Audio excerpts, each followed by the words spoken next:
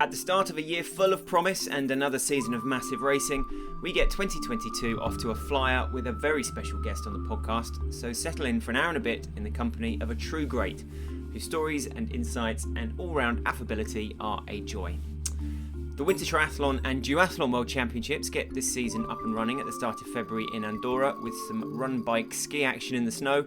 So do check out episode 30 of the podcast when we spoke to 2021 Winter World Champion Sandra Meerhofer and got into the history of the sport with Enrique Quezada.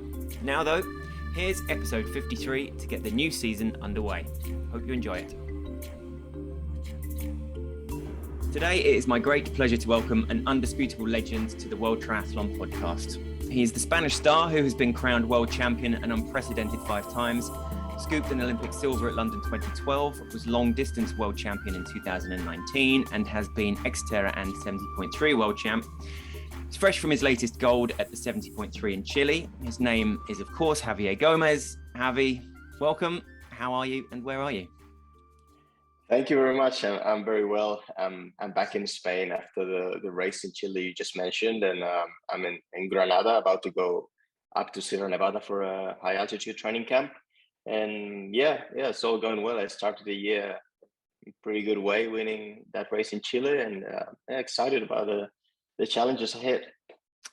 Yeah, well, got to say, been hoping to get you on for quite a while, and obviously you announced your retirement from the blue carpet, but yes, we're not here just to look back at your career, but to look ahead to whatever is to come still as well. So let's begin with Chile. A brilliant start to the year. New coach. These longer distances are what you are focusing on, and that's very much Dan's forte. Yeah, lots of changes this year. A lot of sponsor changes. I wanted to change coach as well to face this new challenge in long distance. I had a great time with Carlos, my former coach. I trained with him for 9 years with, lots of world titles and different distances. But I guess he gets to a point that the athlete needs new motivations and a different approach to what he does. And now it's really refreshing working with Dan. He has a lot of knowledge, a lot of experience, and so far I'm enjoying the training, and I can see the improvement. I'm getting better, especially on the bike, and my consistency and my training. And the first race, was only the first one. It was not a huge race, but I felt pretty good, and that makes me think that I'm working in the right direction. So that's always exciting. Yeah, I mean, after achieving so much, and you're 38 now, so to be able to turn a fresh page and start a year with all this ahead, like it must be incredibly exciting for you. Yeah, it's exciting, and as you said, I achieved so much, but that's my approach every year. Even when I was racing ITU, it's like we start from fresh. It doesn't matter what you've done before. You're gonna be in the next race on the start line with everyone else. You don't get any advantage for winning previous races. You have to prove each time, in every race, if you want to win, you have to prove that you are the best in that race. Doesn't matter what you've done before, and that has always been my approach to races, and it is now. I'm kind of a rookie in long distance, and if I want to be a good athlete, I just have to prove it. It doesn't matter my past or other previous races. I know I have to perform, and even though I've been racing for so long, and I'm not in my early years anymore. I still think I have room for improvement, and that's what motivates me and drives me to keep working. When was your first longer distance race, actually? Well, I've been combining ITU and middle, even long distance for a few years. Even in my ITU years, I was doing some half distance races just for fun, or to get out of my comfort zone and get myself motivated. I did my first one back in 2013. Mm-hmm. That year I won the ITU World Championship, and I still did a half distance race, which I enjoyed in Barcelona. And I took middle distance a bit more seriously, and I won the 70.3 World Championships as well, only 1 week after the grand final in Edmonton, I remember.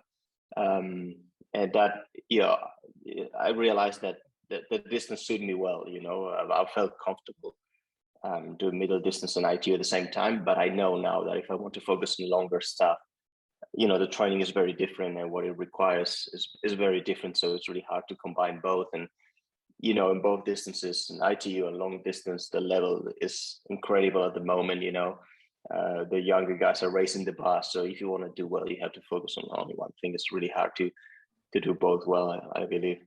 Mm-hmm. So is your focus both the 70.3 and Kona this year, or are you taking it as it comes? Well, it's mainly long distance in Kona and St. George this year. It's a bit strange with 2 World Championships in long distance in 1 year, St. George and the Kona one. I'll do some 70.3s as part of the preparation, but I'm not aiming for 70.3 world titles. I mean, I might go to the World Championships, and obviously I'll race the best I can, but I'm training more towards longer stuff. Your previous Kona was 2018. Where did that rank in terms of your career moments and the type of race that you did, and just the kind of the sheer unique challenge of that race? Yeah, that was a pretty bad race. I believe, I wasn't probably well prepared or wasn't prepared enough to be with the top guys, but I still tried, and I pushed too hard probably on the bike to stay in that first group. We were riding quite hard, and I was expecting in my calculations before the race to ride about a 4:30, 4:28, and then be able to do a good marathon. But I didn't want to drop from the first group, and I said to myself, well, I want to see what it takes to win this race. I'm going to try to be with the front guys, and if I drop, or if if they destroy me, then at least I know how far I went and what I need to work on. And that was my approach. I didn't mind to finish 4th, 5th, or 20th. I wanted to try to win or be on the podium. So I ended up riding 4:19 or 4:20, I think, which was way faster than I was expecting. And a couple of rookie mistakes as well. Missed a couple of aid stations towards the end of the bike, and started to feel very hot, and it was hot and humid. So when I got off the bike, I knew I was dead, and you still have a marathon to do in the heat. So it's a bit hard to process that, but I tried not to think much. I just went through the motions and tried to, eat and drink during the run. And the first 20K were okay. I was running my pace, but obviously then I got in trouble and ended up walking and having a horrible marathon. I finished 11th that day with a 2:59 marathon, where I think I can run way faster than that. So it was a good experience to experience the course, experience the pace, and know how fast these guys can go. And I know kind of what I need on my training to be better. And I don't know if one day I can win Kona or not, but for sure, I know I can do a better race than I did in 2018, where I ended up walking for pretty much 10K at the end. So that's what I want, to give my best possible version in that race. And I'm working for that. If that, with that I finish first, second, or fifth, that depends on my rivals, of course, as well. But I know I can do much better than what I did. I can go a few minutes faster than that. So that's what I want to try. You ain't going to miss that aid station again at the end of the bike then. No. And I have to pace myself properly. And in those conditions, any little mistake costs you way more than in other races. And I learned that as well. It's not the same doing an Ironman in Kona than other ones that I did, like in Cairns, for example, which it was a tough race, but it wasn't that hot. So you have a bit more margin of mistake, but not in Kona, definitely. So mentally, you're just breaking down segments of that run and getting through it when you know the victory's out of reach, and it's just kind of it's just down to getting it done in as best way possible. Yeah, well, at the beginning of the run, I wasn't very far from the top guys, and I knew that running a decent marathon, I could win the race. But after a few Ks in the run, I knew that wasn't going to happen. I was feeling worse and worse, and I wasn't recovering at the aid stations. And from then on, your goal is to finish the race and try to make it. Well, your first goal is try to make it to the next aid station, which is about a mile apart, one from another one. So it's quite a challenge, actually, when you're struggling. It seems too far, but I mean, I'm disappointed about how that marathon went, but I took my risks and I paid it, and it was a great learning experience. Um, so I'm sure that the fact that I already raced Kona will help me in the future. Quite well, and we'll come back to your plans for 22 and beyond. But yes, it would be great to have a little reflection with you as well. And yeah, you won the under 23 world title 2003. Finished outside the top 10 just twice in the top tier since then. So yeah, you've had the world triathlon world at your feet for so long. But how would you summarize those almost 20 years racing the blue carpet? Well, it's hard to find a word since summarize 20 years of career with so many great moments, great races, bad races as well. But ITU made me the racer I am nowadays. It gave me everything.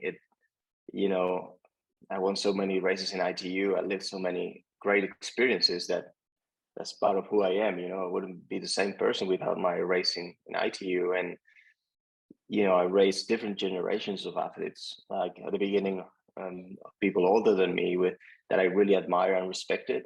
And I had a chance to raise them and eventually to beat most of them. And then I raised people of my generation. The last few years I've been raising people younger than me, and they all made me race my own level. I was winning races back in 2008, 2007, and then Alistair Brownlee came and he was at a different level, and I knew that I had to improve. I wanted to be competitive, so that made me work really hard and train harder and try to find ways to be a better athlete. And eventually, I got to beat him in some races, not all. He was the toughest rival I ever had, but and then younger generations in the last few years raised the bar again, I would say, and made me motivated and trying to find ways to keep improving. So yeah, the last 20 years have been an amazing journey, and I'm really proud of everything I did, and I live in amazing experiences. It's hard to put it in one word. What was it? Yeah, but it was incredible. It's interesting, isn't it? Like that rivalry that was so clear for all to see, and the those amazing finishes that have become so sort of tied to the sport, between you and often the Brownlees, and now when you look at a lot of the best in the world, Vincent Louise and Mario Mola and Helle Heens and Martin van Riel have been training together and sort of very close friends, obviously, and then fierce competitors on the course. But it feels like a world away from perhaps what you and the Brownlees had. And how can you compare those? I suppose that mentality of you hitting the start line, just that like desire to win, which I'm not saying they don't have the desire to win, that would be ridiculous, but it must have really spurred you on as well, just that. Yeah, what I see is that back in the day where the Brownlees and I were dominating, there were other great athletes, of course, and it was not only us, but most of the races were when we were fit, was between them and I. So it's not that I was only focusing them, but they were the main ones. And yeah, between 2009 and 2014, 15, it was mainly between the three of us. So it was quite challenging, and they were brothers, and they trained together, and that gave them a little bit of advantage. And nowadays, I think it's a bit more open. The level is really high, but there are more people with chances of winning. We saw it in the last few World Series, with different winners at each one. That means it's really open, and you cannot focus on only one rival, and you have to be really strong throughout the three disciplines. And any mistake can cost you the race. So and these guys, as you said, most of them train together, which can be good and bad. It depends on how you deal with it. Obviously, they help each other during training, and I think they do that very well. And they are our friends, and they get that benefit of training with the best ones. But also that means that very well your rival, and your rival knows you very well. which can be not so positive in a race, but it seems to be working for them, and they have a great group. I'm good friends with Mario Mola, and he trains in the group with Joel Fillion, and they are doing a great job. So that's great. In my case with the Browns was completely different, and the rivalry was really fierce at some points, but I think it was good for the sport. I was talking to Johnny a few months ago, and he told me that people in England still ask him, are you guys still racing that Spaniard? And to me in Spain, every time, people ask me, are you still racing those brothers, those two British brothers? And so I think it helped the sport, and it made it, when there's like big rivals like that, it happens in other sports as well. I think it's good for the growth of the sport. Yeah, so I suppose, was that always a plan that you were going to take that year out, or was it more injury based? And then when you were coming back in 2019, obviously Bermuda went really well, and then there was that massive race in Leeds, and the Brownlees were back, and there was a great photo of you and Ali kind of in a corridor in one of the buildings yeah. After registration, just kind of hanging out, chatting and whatnot. So yeah, just briefly, that coming back in 2019, did it?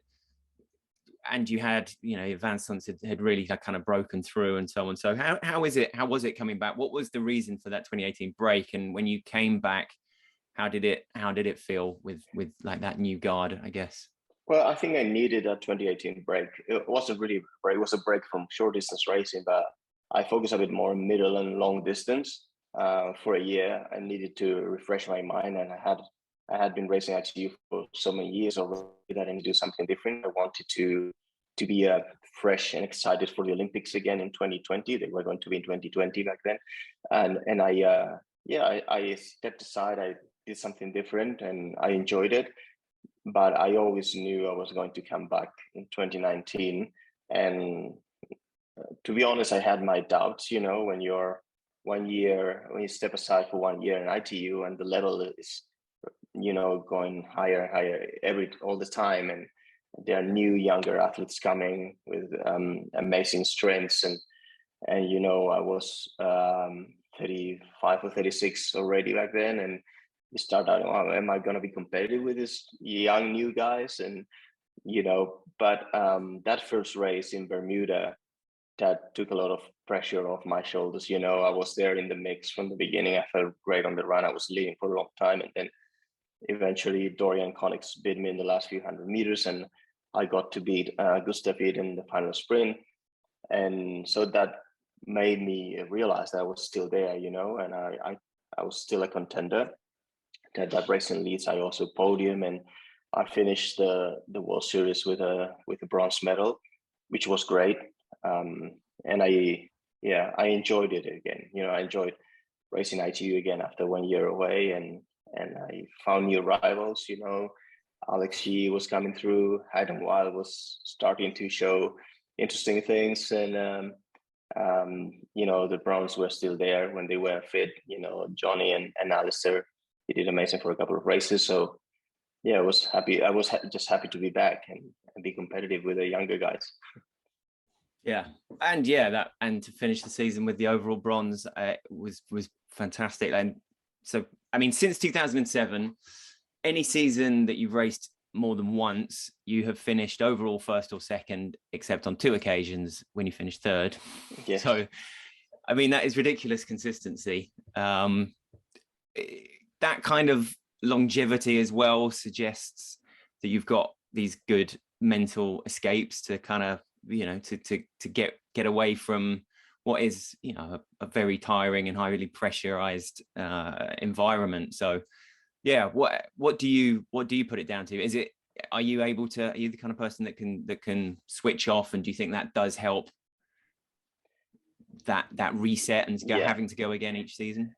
Yeah, well, I think I had that in 2018. I needed that reset, but all the other years I just enjoyed what I was doing, and when you do the thing that you like the most and you're getting great results, it feeds you to keep going. It's hard when you're training a lot and you don't get the results that you're expecting, and that can be quite frustrating. But when you're winning World Series, you're winning world titles, that was great. I was really happy. And I think I never thought that I was, even when I was dominating the most, I never thought I was better than anyone else. I was never too confident, and that made me keep working hard. Every time I went to a race, I had my doubts, and I didn't think much of what I had achieved until that point. I was just focused on that race, and I was always aware, and I was making sure I was well prepared to deliver on the race day. And yeah, but I think the key was that I always enjoyed what I was doing. I always appreciate every race that I did, every victory, and the fact that I was, you know, traveling the world to do triathlon and getting paid for it. It's just amazing. Such a privilege that sometimes when you are focused on racing and with all the pressure and stuff, you might forget about it. But I think it's a great privilege to do what we do for a living, and I always appreciated that. Hmm. I suppose there's obviously athletes though as well who find themselves carrying on because it's something that they are very good at, but they don't necessarily have that enjoyment, right? And that must be a really difficult situation to be in. No, yeah, for a long career, I think you have to enjoy it. Doesn't matter how good you are. This is a very tough sport. It requires a lot of training, a lot of traveling, a lot of time away from home. So if you're very good and you don't enjoy it, it might last for 1 or 2 years and you get some good results and then you do something else. But for have a long career, you have to enjoy the lifestyle. You have to enjoy the process, everyday training and sharing your training with training mates and you have to be fine with racing 1 week in New Zealand and the next experience and long traveling and feeling tired and not recover, but you are again on the start line and then you go back to Europe, and then it's a crazy lifestyle when you think about it. And I was so used to do that I thought it was normal. But one of the things that this pandemic provided me was like suddenly we were stuck at home. It's like, well, I'm not traveling. And then you start thinking of how your life was before. It was like, that was crazy. We're traveling around the world twice or 3 times a year, competing at the highest level, training in between, and we thought that was normal. Well, that wasn't really normal. That was our lifestyle, and yeah, and as I said, it was great. I missed it a lot. Has Pontevedra always been your base through the years as well? Has that helped? That's been the place that you've come back to and been your kind of solid foundation? Yeah, it has.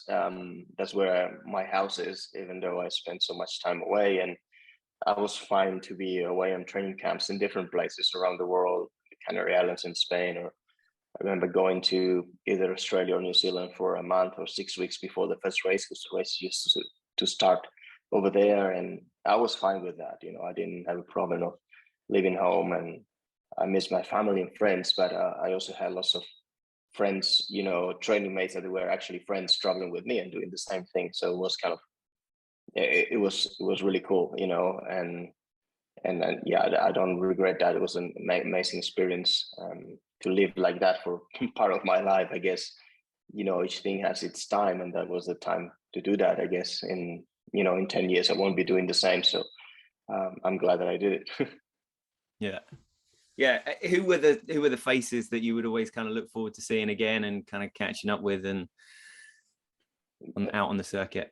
On circuit, well, I have lots of friends, from different generations. So I said, Mario Mola is a great friend, and we're still training together this year when we can. I was in Mallorca for some weeks, and I was training with him as well. And a lot of other Spanish athletes. I met my wife in the circuit as well, Annika Jenkins. She was an athlete from New Zealand. We met in New Zealand, so lots of great friendships, and I met a lot of great people, and it's really cool what we live in World Triathlon. In the circuit, like most of people are good friends. Even though we are big rivals, and for some years Mario was my biggest rival, and I remember before my 5th world title in Chicago, the race was going to be between him and I pretty much, for the world title that year. And the day before the race, we went for a 30-minute jog together, and we were chatting about whatever, anything, not about the race, and that was quite shocking for a lot of people that, I was, just training with my biggest rival the day before the race, but he's a friend, and that's totally fine. We know that the next day we're gonna try to beat each other and go as hard as we can and be as aggressive as we can be. That doesn't mean that we cannot do that, just be friends. So that was, this is one of my biggest rivals and friends. Yeah, I don't know if that is quite a unique thing to triathlon, is it? I don't know if I can't immediately think of any other sports where rivals are, just appear to be so comfortable with each other and kicking around. We've got actually, so speaking of New Zealand, we obviously did a call out on social media for some questions, and we'll get to those later, including a certain Hayden Wild. But just looking back on those results since 2007, which one of those, so one of the questions, for example, Matt Jenkins asked, which of those meant the most to you? Which one of those world titles meant the most to you of the 5? Well, the first one, which is actually not counted, like the under 23 one in Queenstown, it's definitely not my biggest win or anything, or it's not the most important one, but it meant so much to me because when you're at 23, and more in my case, that I had some problems with federation to compete before, and I was selected in last minute for that World Championship, and it was my first year as an under 23, and I went there. I didn't know any of my rivals. I didn't know if I was good enough or anything. I just turned up the race and tried to have a good race. I didn't know what to expect, and suddenly I won the race. When I think I wasn't at my best, I wasn't very well prepared, and still won. And that was an important point in my career where that made me realize that I had potential in the sport. And I said, well, wow, I'm under 23 world champion, and I'm only 20 years old, and I think I have a lot of room for improvement. So that was a very important one. But out of the 5 world titles in the elite that I won later, it's hard to pick one, but I guess the one with the grand final in London in 2013 with that famous sprint finish with Jonathan Brownlee meant a lot, because first of all, because I don't win many sprint finishes. I'm not very good at that. But that one was very important as we were racing not only for the grand final, but for the whole, world title. And we were racing in London against a British rival. So winning that final sprint meant a lot. It was really exciting. And it was one that I will always remember for sure. Yeah, an extra able to savor that, doing it in front of their own crowd. It must feel amazing, is it?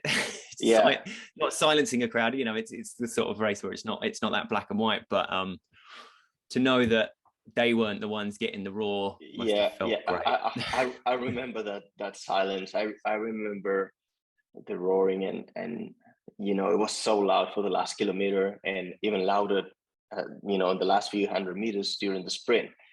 But then when I won, everyone went quiet, and which I understand, would have happened the same in Spain if it was the other way around. But another good thing of this sport is you can be racing in London against a British rival, but people is very respectful, and and obviously they wanted Johnny to win that race, not me, but they appreciated my effort, and you get nice words from the crowd as well. It's not like other sports that could be quite aggressive if you're racing, at your enemy's home turf. So, but yeah, that was one of the great experience that sprint finish.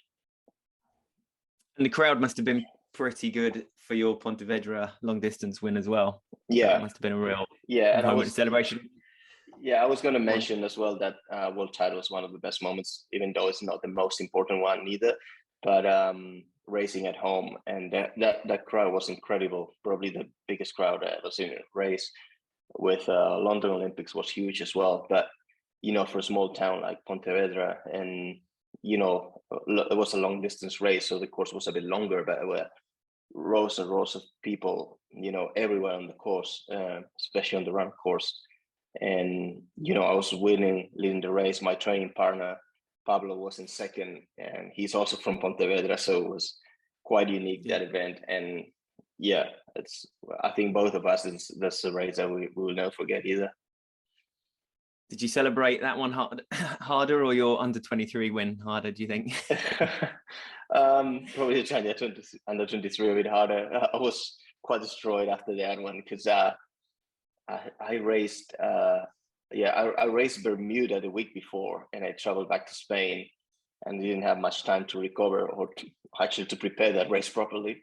But it was a good course for me.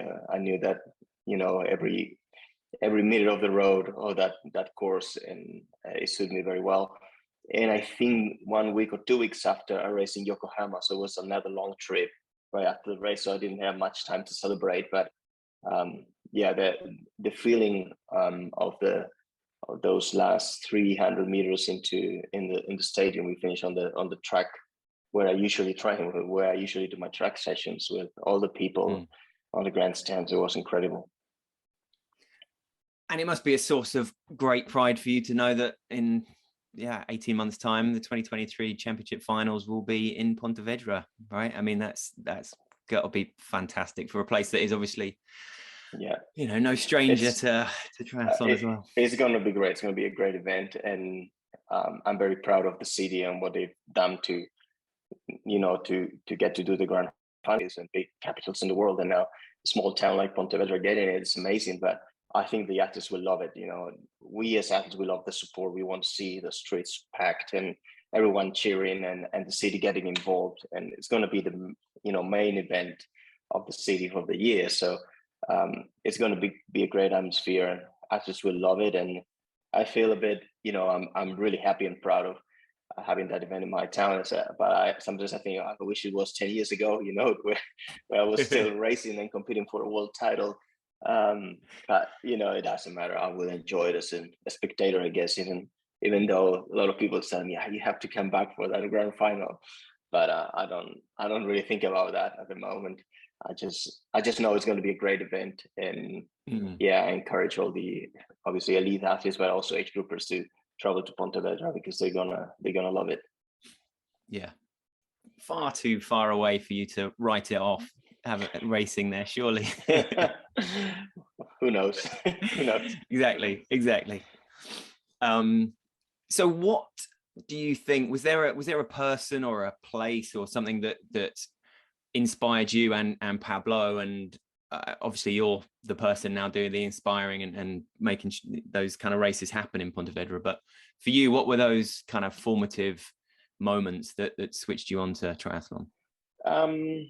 Well, I was lucky that one of my neighbors, well, not neighbor, but he lives only 50K away from my hometown, is Ivan Raña, was world champion back in 2002, you know, where the sport was quite new in Spain and not a big sport at all. And I was already a big triathlon fan. I was trying to follow the World Cups, you know, reading magazines and watching some videos, and it looked like it was a thing for, you know, Australians and Americans, British, but, you know, there were no Spaniards really racing, or they were not at the top position, the top 20. And suddenly a young guy that I knew was, you know, racing with the best ones in the world. He went to Sydney Olympics, finishing 5th when he was only 21 years old. And he ended up winning the 2002 IT World Championship. And around that time, when I was a junior, I had the chance to train with him, and that was really inspiring. I think we owe Ivan a lot. You know, he made us believe in that we could do it as well. You know, that was something that we could also achieve, and I learned a lot training with him through those years. So that was really inspiring for me. And but regarding the city of Pontevedra, it's just the city understood, and I know the mayor pretty well. And he loves triathlon because, you know, it brings so many people to the city, you know, and he thinks it's just great for the town to have a big event like that, and it's really worth it for the neighbors of the city. So I'm glad that they supported the sport that much. Yeah, and every time you see a kid taking it up and is kind of clamoring for your autograph or whatever, that must make you feel amazing to think that something that's given you so much joy can then be doing it for another, there's pictures of you with like hundreds of kids in front of you all about to kind of get up to their training or whatever, and it must be incredibly gratifying. Yeah, that's crazy, Pontevedra. It's amazing. It's really gratifying because I was that kid not long ago, also asking for autographs to other athletes, triathletes, and then I got to meet my idol, which was Ivan, and I got to train with him. But I remember watching, I don't know, cycling back in the day when I was a kid, and I had a chance to see Miguel Indurain, famous. He won 5 Tours de France, and I got to shake his hand. I got an autograph, and it meant so much for me. So then, if you are the athlete that are in that position later, you have to remember all those moments and how much that like a photo or an autograph, something like that, can mean for a kid. So I think it's our responsibility as well as top athletes to be aware of that. Never underestimate the memory power of a kid in remembering a moment that you might just kind of just be a passing glimpse or a handshake or whatever. And obviously traveling the world over the years and so on, were there cities, parts of the world that you always, obviously we're at the start of the year, and presumably around this time, middle of January, is when you would be looking at what the races are on the calendar, even a few that you'd be like, okay, didn't expect that one to be there, or we're going there this year. And around this time of the year is when we used to know the races, which for a few years were, many of them were the same, or at least the structure of the season was pretty much the same, starting Australia, New Zealand, then maybe the Middle East or America, and then most of the races in Europe during the European summer, and maybe the grand final either in Europe or somewhere else. So we knew kind of more or less where we were going to go. Now it's a bit more difficult because sometimes around 2019 or I think 2019 we had a race in Canada, then another one in Europe, then back to Canada, which was a bit crazy. But before that, it used to be quite good if you didn't mind staying away from home for a long time. But I always went to either Australia or Oceania for the first few weeks before the first race to get used to the heat coming from the European winter, and have a good training camp, race there, then travel to the next one. So but it was always exciting as well when we had a new race, go to a new place, race on a different course. That was also quite motivating and exciting. But I love lots of courses. I remember my favorite was probably Auckland, the World Series that we have so many years there, or 4 or 5 years, and I think I won like 3 or 4 times, and I got second once. So it was a course that suited me very well, and I really enjoyed in the city center. Good crowd as well. So I missed that race a lot when it stopped being part of the circuit. Well, many reasons to enjoy New Zealand, no doubt. To you, would Annika travel with you? Was that pre-Annika? Was that when you met, or No, that's the first race. The first few times I went to New Zealand, we hadn't met yet, but I won the grand final in 2012, and then the next one in 2013, and then we met in 2014. So I already loved New Zealand before we met. Now I have obviously one more reason, and a big one, to love New Zealand even more. But it's a great country, no doubt. And if you love sports, if you love outdoors, it's a heaven. There it's a great place to be. And with you and her both racing, how did that work out? There must have been a lot of sacrifices as well, and so on. I guess there's times is it when both being in the same realm is incredibly useful, and others when it's really difficult. The good thing, I guess, of when you are with an athlete is that she understands your lifestyle. She understands that you spend a lot of time training and that you need to travel and you need to be away from home. But when she's racing as well, and she has her own calendar, then May has been apart for quite big periods sometimes. But we both understood, and we both understand, what it takes to be a professional athlete, and we are fine with that. We just try to make it work the best we can, and she travels with me to lots of, training camps, and she sacrifices a lot actually to, to be with me and be able to travel to my races or to my training camps. And she's away from her family for quite a long time as well, and I really appreciate that. Yeah, it has like everything, it's good things and not so good things, but you have to put everything on a scale, and and for us it's worth it, and we enjoy our lifestyle. Yeah. Is she excited about your next chapter, the move long distance and so on? How's she feel about that?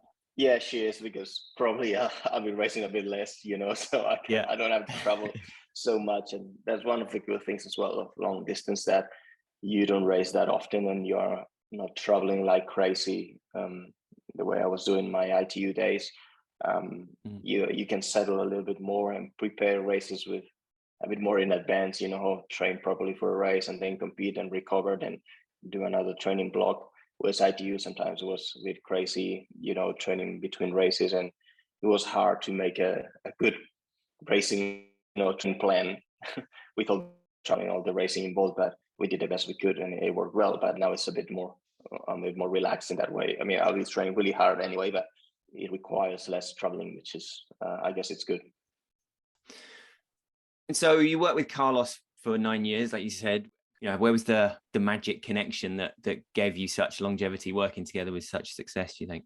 Yeah, Carlos was traveling with me to pretty much every race, every training camp. He was full-time working with me, and he also started training other athletes that were training with me, and we kind of made a nice training group.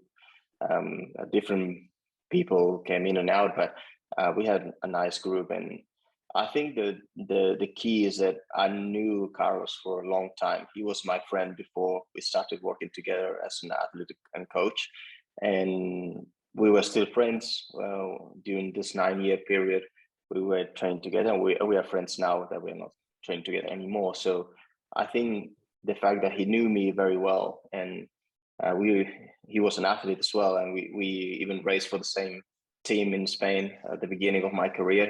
He's older than me, and he knows me very well. He knew the way I like to work, and he knew my strengths, my weaknesses, and he had a lot of common sense, and he applied that in my training. And I think he also listened a lot to my feedback, and between the two of us, we developed our, the way we train and what it worked for me, which worked very well for all those years in ITU. So I'm very thankful for everything he did and everything he sacrificed, because he was also traveling a lot, and he spent a long time away from home as well. And he loved that lifestyle, but I understand that it's not easy. So I appreciate everything he did, and as I said, he's a good friend.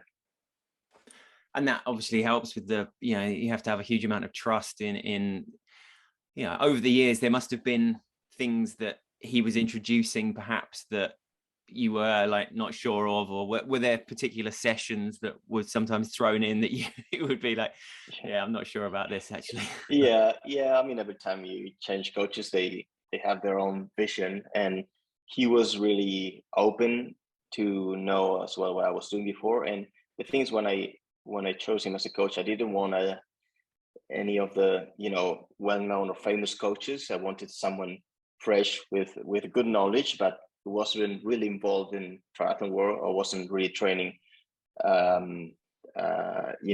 big athletes or anything. I wanted to have his ideas fresh, and because I already knew what worked for me, I already knew how to train.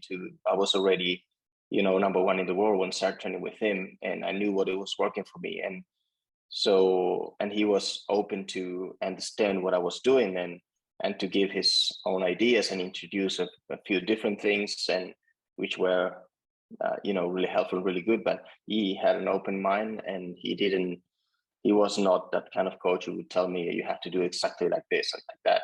I didn't want that. I didn't need that at that time, and he understood that, and he was very flexible as well. Interested to know the kind of how your strengths and weaknesses, I guess, changed over that time. There must be, invariably there are aspects you're working on, you feel very comfortable with one part of your racing, and then you're focusing on something else. But does that leave what was working, going by the wayside a bit, and you have to come back to it? And how has your style, even maybe your philosophy or racing mantra, changed over those years? Yeah, well, we analyzed all the races, and my weaknesses, I guess, and we try to work on that. But also, we try to identify the things that winning a big race required.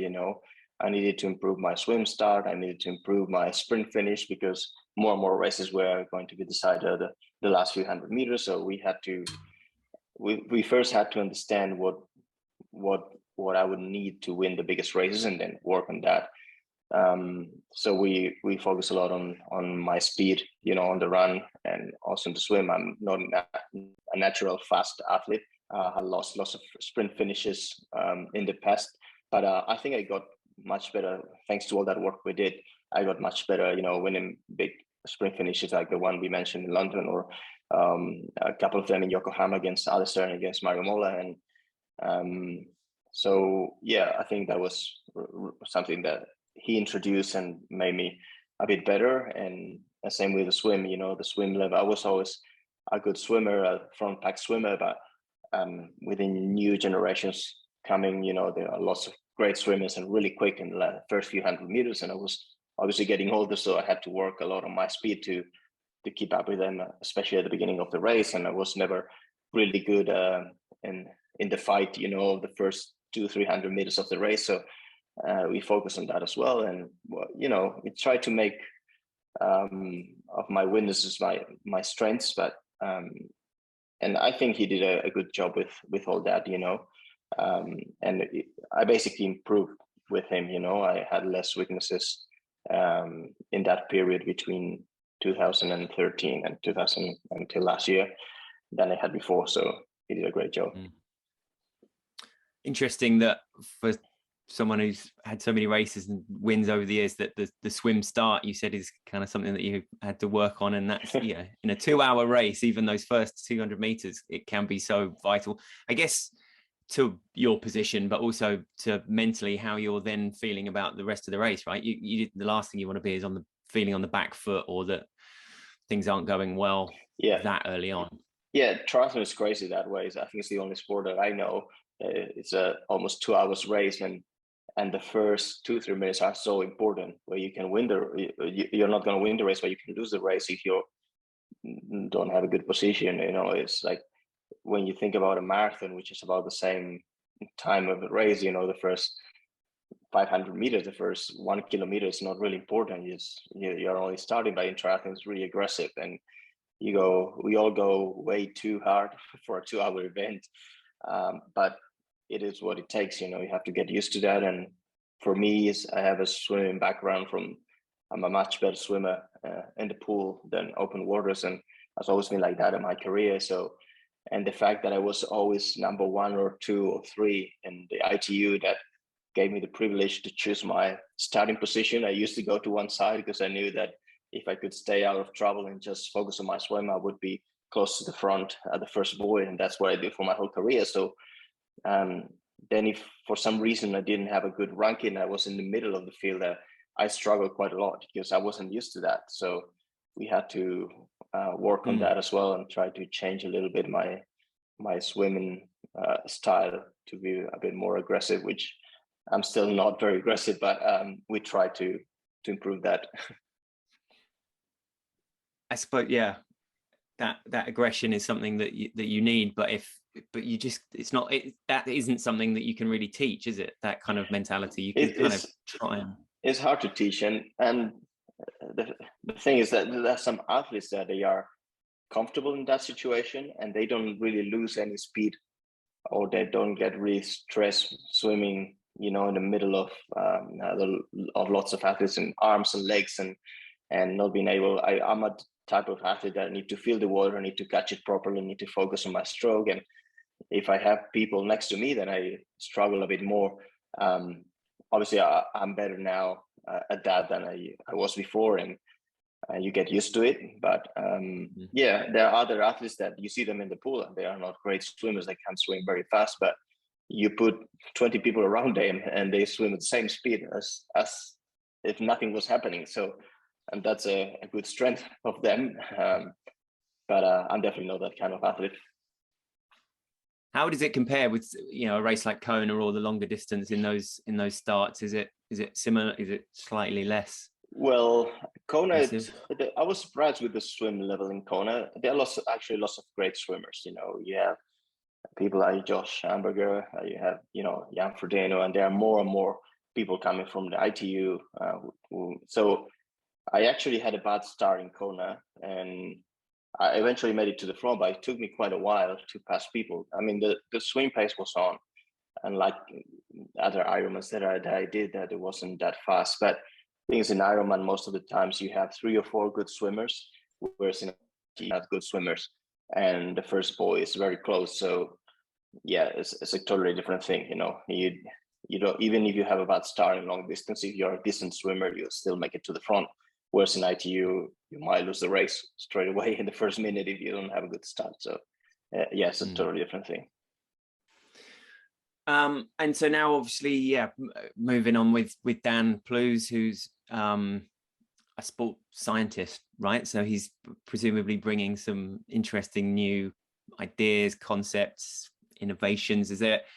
When did you actually start with him, and what were the first things that you started working on specifically together? Well, we started working together a few months ago when I started training for this season. And I guess training for ITU, even though my training was not too scientific, but I knew what I needed, and I had so much experience, and what I was doing worked really well, and I was comfortable with my type of training, and that allowed me to win so many races. And so I was fine and happy with that. But moving to long distance, and I'm not a young athlete anymore. I don't have much time to try things and make mistakes. So I wanted, to change my approach, and I thought it was important to have someone with knowledge, with experience, with other athletes, with a very scientific approach. And yeah, and I mean, he's great. He's an athlete himself as well, which is also important for me. He knows, how it feels, which is something that I value a lot in a coach. And he has a lot of knowledge. He is incredible in so many different ways around performance, and he understood. I think he understood what I need to improve, and he saw a lot of potential, and he's excited about working with me, and work on those weaknesses and try to make me a better athlete. And yeah, so far we are focused on getting stronger on the bike, getting a better position, getting more consistent, with hours of training, hours of racing, and working my nutrition as well. So many different aspects. He understands what it takes to to be a top long distance athlete, and he's applying that with me. Does is it everything from your diet has to change? Obviously, nutrition through the race is massively vital as well, but you've had experience of that already. But yeah, are you learning things about your body already as well? New things that I don't know whether as soon as you bring science into things, right? There's maybe like new. Yeah, I'm learning definitely I'm learning lots of things about my body, about how I work, and things that I didn't pay attention before because maybe they were not so important for short distance racing, like nutrition, not only during the race, but before certain training sessions, and how to approach my nutrition daily, and also for the race. That's something that I'm discovering now, and it's working very well. And also the work in the gym as well, it's becoming more important, and the strength that I need, and and the durability as well is a new concept now, to be able to sustain the effort for a very long time. And we are doing what we need to do to be able to achieve that. And I'm really happy with, been working together for only a couple of months or 3 months, and I can see some improvement, and I'm excited about the work we are going to do in the next few weeks, a few months. So yeah, it's going great. He's an incredible coach. Yeah, must be brilliant. So yeah, you're spending more time in the gym then, are you, as well? That was presumably a bit less of a focus before. And yeah, before it was more injury prevention, which was really important, and my gym was more orientated towards the run, because that's what the racing requires, to be a very fast runner and run as fast as possible if you want to win races. And I always been good on the bike and type of ITU style racing, or even when I did some cycling races on the road bike with, really intense moments and recovery and then moving the pack and stuff. But long distance is completely different. And TT bike for 180K, it requires a different type of training. And now my work in the gym is more focused for that. It goes more towards the bike and not the run so much. So it's a completely different approach. And also the type of training that I'm doing on the bike is very different now. And yeah, I'm seeing already some results and some improvement, and I'm sure I'll keep improving. Have you ever found like that there's a specific, is there anything physiologically about you or that has enabled you to be able to do what you do, if you see what I mean? Like, Christian's renowned for his sort of ability to red line himself, right? And we were talking to Ian O'Brien on the last podcast about Taylor Knibb and how they're sort of looking at whether she has particularly long femurs that allow her to do that kind of incredible attritional racing that she does, riding that she does. I think to be honest, there's nothing really special like that. It's hard work. I mean, yeah, it's a lot of obviously I have a high VO2 max, and I guess I was kind of lucky with injury. I had a few injuries, but my body can handle a lot of work. But I think, yes, the consistency and the hard work of years and years, I think like most of especially in ITU, or the athletes that are racing at the world level, they all have a high VO2 max, right? I don't believe there's someone with a low number, or, they are all great athletes, and I'm not, my tests are not incredible compared to other athletes, but I work really hard, and I think I can, under fatigue, I can perform very well.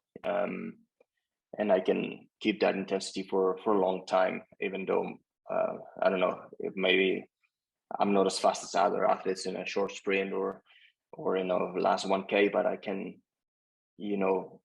go be in a hard race for a long time and kind of feel comfortable there. And even if you're running 3-minute pace, but if you slow down to 3:10, I recover quite a lot, and it allows me to be able to run 2:50 in the last 2K or 3K, something like that. So I have my strengths, but I would say that hard work was the most important part of my career. But the psychology must be, that when you're fatigued, just keep that clarity of thought, and presumably to those first races that you win, and that you are capable of that. But how often do you think races are kind of won and lost up there in the mind over the final stages?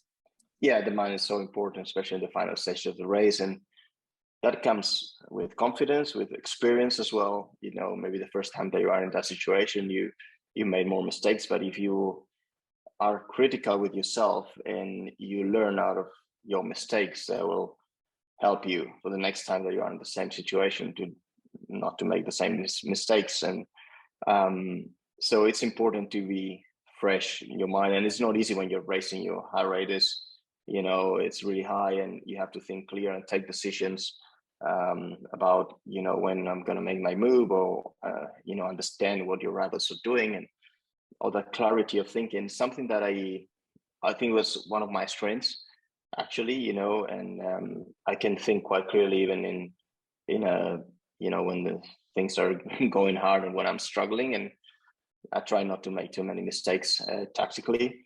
And that's something really important. No, there's always room for improvement, and a psychological side as well. I never work with a psychologist, for example. but I learned through experience. And my experience is that you have to make your race plan in your head, and have a rough idea of what you want to do in the race, but also be open to take decisions during the race, because most of the time races don't go as you have planned. So you can't freak out if you're not in the first group, or there's a breakaway that you didn't expect and you're not in it, or anything that happens. So you have to be able to think during the race and take the right decisions. It's good to have your race plan, but not too strict, because if you think that things are gonna go one way and they don't, then you can, be scared or freak out a little bit. And yeah, it's important to take decisions during the race, I believe. I suppose is in the run up to an Olympic Games, it must be harder than most occasions to not find yourself drifting to that kind of what could be in the lead up. I always like to ask our kind of Olympians that come on about their first Games experience. For you, obviously Beijing 2008, and just what we're kind of coming to the end of, we're starting the Paris 24 cycle, and that people are already thinking towards that. So just interested for you, as Javier Gomez going to that first Beijing 2008. You'd obviously raced in Beijing a couple of times in the lead up, so presumably that helped massively in terms of being able to visualize, be comfortable with the surroundings. But it's easy to make the mistakes that I made before Beijing, because I was already ranked number 1 in the world, and I had the pressure of winning the race, and I was really excited about it.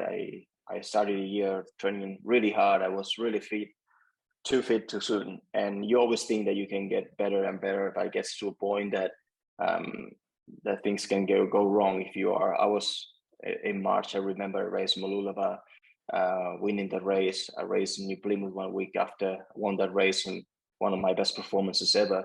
And it was only March. And at the moment, you still believe that you're going to get better, but then I started to have a little niggle. Then that became an injury. Then that became a stress fracture on my heel for 1 month, for 4 or 5 weeks before the Olympics in Beijing. So it was quite hard mentally to try to keep running with pain every day, knowing that you are not as fit as you were before, and being the main favorite for the title. And I'm still proud of the race I did in Beijing. I went there, I gave absolutely everything I had. I was in the first pack.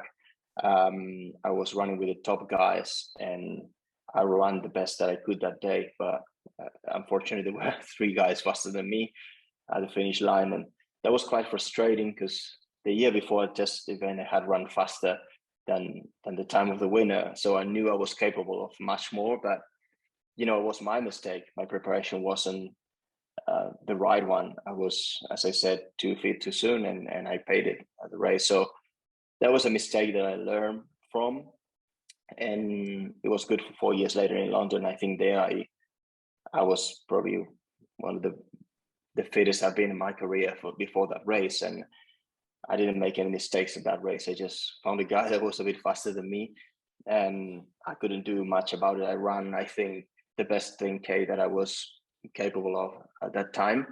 I was second out of the water. I was at the front on the bike pretty much all the time. So and I'm really proud of how I did that race. It was way better than what I did in Beijing, and the level was way higher. Only 4 years later, and I was still performing, with the Brownies and in London and everything. It was a great experience. But definitely those first Olympics are not easy, especially if you get there as one of the favorites. Suddenly you have to win the race that you've never been before, and can be difficult. I made some mistakes, and as every time you make mistakes, you have to learn from them. So much like 2013, 2012, it was satisfying to be the meat in the brownie sandwich, split them on the podium. Yeah. And of the 4 games, was London was pretty much the only one that you had the build up to that you would have wanted then, presumably. Yes. Like Rio, obviously not, and Tokyo, it wasn't for anybody, but then there was Leeds that obviously you weren't able to do the. Obviously I'm very proud of my Olympic medal, and I'm glad that I did one of my best races ever there. because my relationship with Olympics haven't been really good. Beijing's what I just said, and then for Rio I was more mature. I had won, world champions in 13, 14, 15, and it was 2016. I was very fit. It was a good course for me, a good type of race. I had won the test event in 2015, but sometimes there are uncontrollable things as well, and I crashed on the bike, going quite slow, actually, really frustrating, and I broke my elbow only 1 month before the race. So there was not much I could do. It was really frustrating, because I think those were the Olympics that I could have probably done the best, because of the course, because of how I expected the race was going to be, which is how it was, a breakaway with the brown list at the front, and which, and then a tough 10K run in the heat. That was what I was training for, and I think that would have suited me, but it wasn't the start line, so there's not much you can do about it. And then the experience in Tokyo was quite frustrating as well, because I think it was more difficult. There were more rivals, and the level was higher, and it wasn't going to be easy to be in the medals. But I think I had my chances, and the way I was training, I was doing my best times, especially on the run, on my training and training in the heat. Fortunately, I got to Tokyo. I got an ear infection and got a fever for a couple of days, and then I felt better. But I felt a bit flat during the race. I just wasn't myself, and it was quite frustrating, because I trained really hard for that race, and I was really motivated. But there's things go like that sometimes, and generally I'm happy with my Olympic career because I have an Olympic medal, but I believe that I could have done a bit more in that way. But that's the way it is. Yeah. Did the Tokyo start line feel a bit different? It looked, it's the only Olympic pontoon I've been on, but it felt so far removed from a WTS one, from a Hamburg or Leeds. I don't know, there was like such a tension and nerves on there. Were you feeling that too? Yes, but all the Olympics are the same. I think it's a different race. The tension, everything around the race completely different. I felt that way. I think in London even more, because the crowd, the spectators, I think the media attention was huge. With both Brownleys as medal contenders racing at home, me being also a medal contender, and the crowd was incredible. It was way more than in any other Olympic Games. So I felt a lot of tension there, and you could realize there was a different race, even though my rivals were the same. We were racing on a course that we raced before, but it feels completely different. And I think it's always like that Olympic. That's what makes them special. It's a very unique race.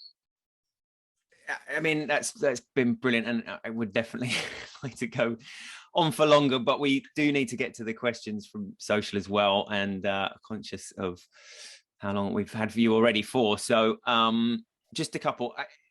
Tyler Shanefield, for example, asked, who is your hero? And I would venture that could be sporting or non-sporting, or one of each if you fancied. Yeah. Well, sporting, as I said before, Ivan Raña was one of my sport heroes. It was a close one, but I grew up watching the generation of triathletes, Chris McCormack, Greg Bennett, Hamish Carter, all these guys I really admire. I got to race most of them, even Simon Lessing. I got to race Simon and one of his last races and one of my first international races. So those were the heroes that I grew up, and in the sport of triathlon and different sports. I was a big fan of Miguel Indurain as well, the cyclist from Spain, who was he's a legend, winning 5 Tour de France, and a great guy I got to meet afterwards. And I basically admire all the great athletes that that inspire me before my time. And in a non-sporting way, not a hero, maybe not, but someone who has had more of a influence on you than anyone, or the most impact over the years. Well, I guess, first of all, my parents, they had a huge influence, especially my dad, he's obviously passionate about sport, and he did lots of sacrifices to, for me to be able to compete, to race, to travel, take me to races all around the country in Spain. And he was a big part of my career. And I guess my first coach as well, his name is Jose Rioseco. I started as a young kid in his swim club in our town, and he coached me until I won my first world title. It was kind of new for him as well. We learned together, we worked together for many years, and that was also an important person in my career. Is there ever a moment where you sort of finally reflect on just how important your mum or dad taking you to, the amount of time that they put in? And at the time it's just, we're getting in a car and we're going somewhere, but presumably after, I don't know if it's now or it's a little while ago, and you kind of look back and like, wow, yeah, I owe you a lot. Definitely. When you're a kid, I guess you don't appreciate those moments or what your parents do for you, but later on you do. And it's funny how there's so many important moments that I guess back in the day I didn't give them much importance, but they were key in my career. Like the day that I did my first triathlon, it was, I just did it for, okay, let's do this, let's try something different. But now I know that it was such an important part of my career. If I never did that first triathlon, maybe I would be doing something else, and I wouldn't have had the career that I had. So those little decisions that you take when you're a kid or at a certain point in your life, that can become so important, and they don't seem so important when you do them, So it's crazy when you think about it. Were those first years, those first races, kind of you being driven around Spain, going to just different races, like, long car journeys and stuff? Is that kind of quite a strong memory for you then? Yeah, that's a strong memory, traveling, with my dad and then with my triathlon club, getting in a bus, travel for 1,000 kilometers from point to point in Spain, and arriving the night before the race, get not enough sleep and race the next morning, and do the best you can back in the bus, and another 10 hours drive back home. Those were great days. It would be hard for me to race in those conditions now when you're older, but you learn so much, and I met lots of people, also made so many great friends in the sport. So it's not only the memories of victories or success in sport, but it's also the people you meet along the way and the experiences you live, not necessarily about performing or racing, but around all that. So it's great.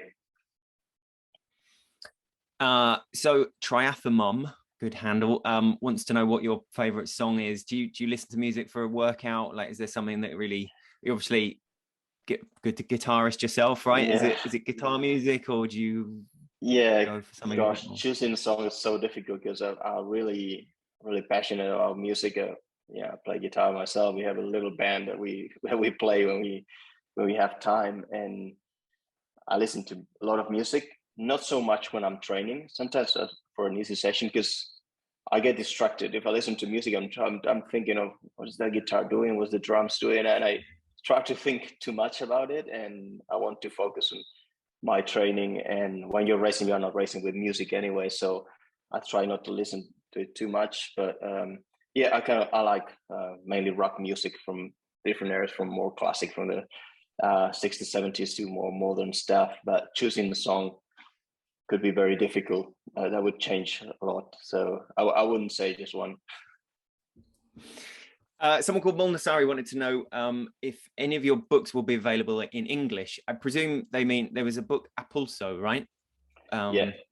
Which was a biography. Right? Did you have much input into that? And they weren't going to translate it to English. That's what I heard. And I don't know when it's going to be ready. Hopefully, it will eventually be in English, and I'll push on that a little bit, because actually a lot of people ask me for it. I hope they can translate it to English, and so it will be available. So it's a straight up biog of your career to date. It's a biography. It goes until I think 2014 or 2015 is when we finish it.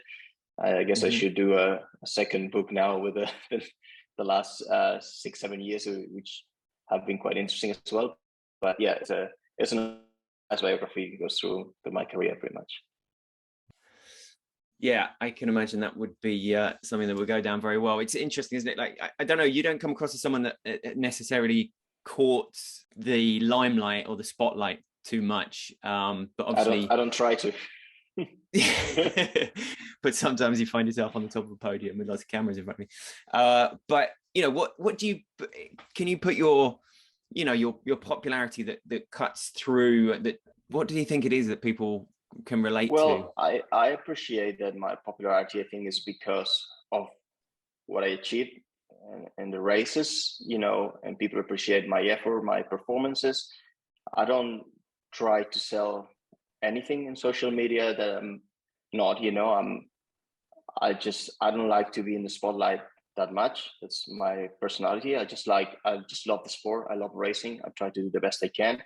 And it's great to have followers and to have people that appreciate what I do, but I'm not trying to be an influencer or anything like that. I'm not interested in that. Luckily, I have sponsors that support me and they appreciate what I do in the races. And that's why I want to be known because of that, not because of other stuff. I'm not trying to put a show at the races or anything. I just try to, perform. And for me, high level sport, something very serious that I take very serious. And I just a person that works really hard to achieve his goals in sport. And that's all I am.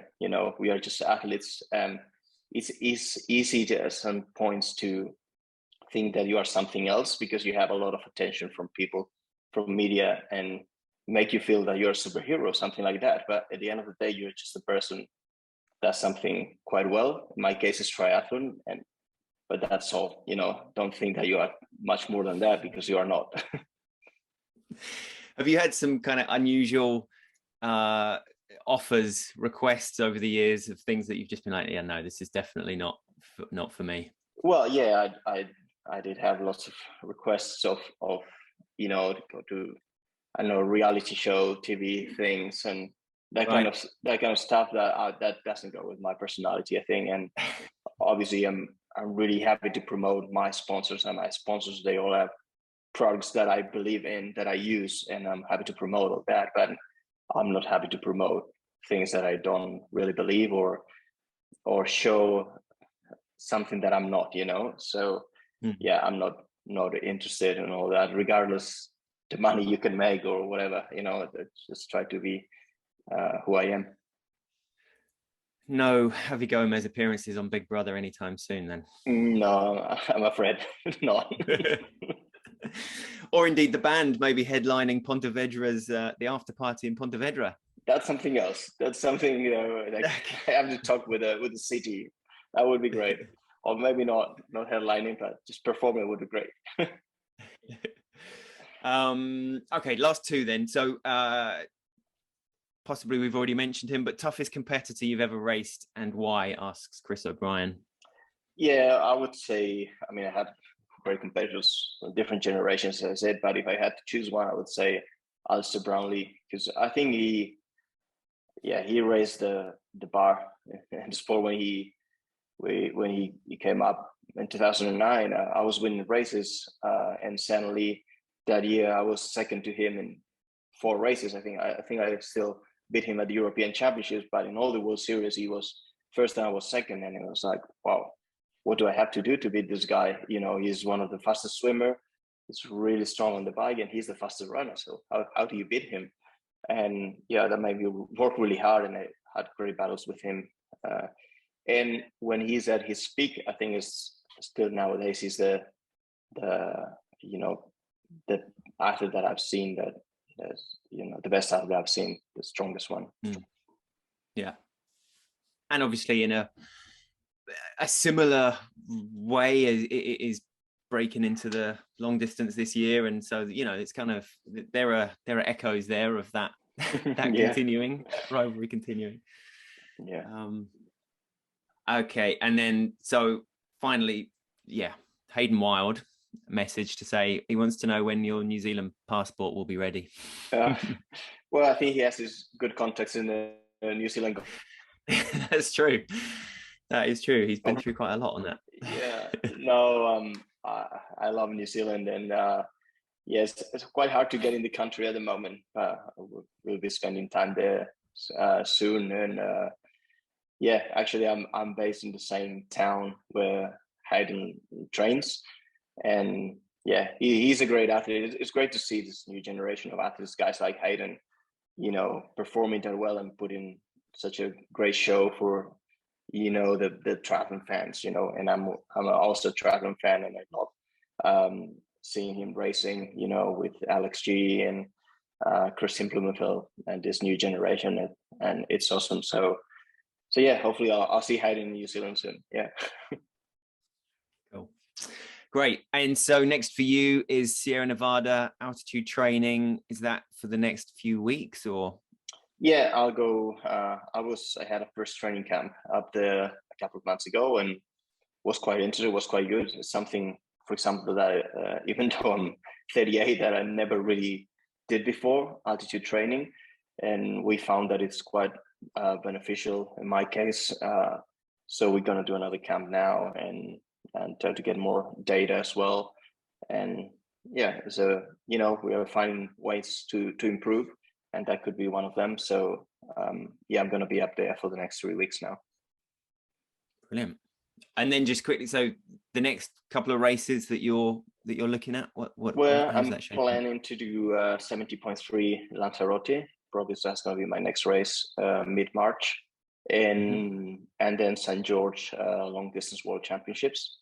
And after that, the calendar is not defined yet. It will depend a lot on St. George. See if I have to do another Ironman before Kona or not. But after St. George, we'll plan the second half of the year. Yeah, great. Well, the very best of luck. Hope it goes well. I know huge number of people looking forward to seeing how this year goes for you, as I'm sure you are as well. Yeah, definitely. Yeah, I'm really excited. But I also want to thank, first of all, the ITU for putting incredible races for so many years, and made people like me had a great career in sport. And I really appreciate that, and all the fans around the world that cheer me on the races, that send me messages on social media. That they support me in one way or another, sponsors. It has been a great 20 years. ITU will always be part of who I am. I hope to keep enjoying ITU races from another perspective now. My career is not over yet. I think I still have a few things to do in long distance, but I will always be following ITU races, and hope to be close to those races in the near future as well. Brilliant. Might just need you to say the words World Triathlon. So every mention of ITU, I can just dub over you. That's true. Yeah, old guy is still back in the old days. That's true though. All good. All right, brilliant. Yeah, well, thanks ever so much, Javi. Brilliant to talk to you. Fantastic what you've brought to the sport for so long. So thanks ever so much, and we look forward to the next chapter. Thank you very much. Appreciate it. Thank you. Cheers.